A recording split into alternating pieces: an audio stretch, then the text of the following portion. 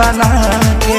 अरे गाना गइबो कि काम करबो? अरे यही ना करो ना सारे मुंह तू दबा के रख देला बाड़ा में हर मौका बना के।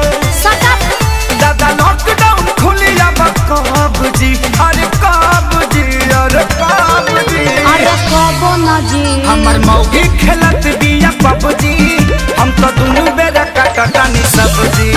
हमर मौगी खेलत बिया पबजी, हम तो दुनू बेरा काटतानी सब्जी।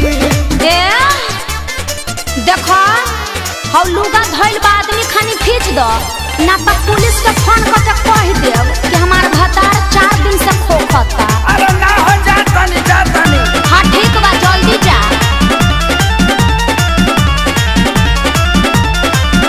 घरवा में सूती उता करतिया सहो, फूकी फूकी चूल्हा हमारा निकलता गैस हो। अरे घर में मत छोड़ो प्रदूषण हो जाई।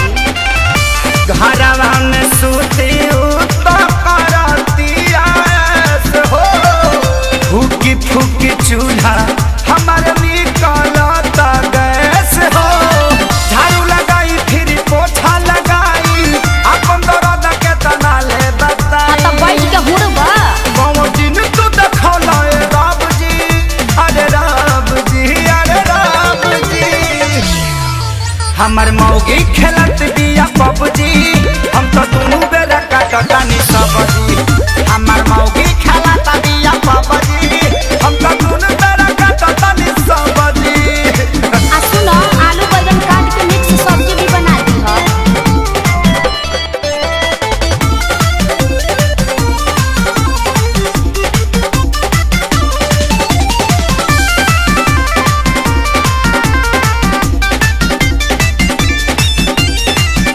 माझी माझी बरतन दर्द करता कालाई, अब से करो ना सरऊ लेला तू विदाई।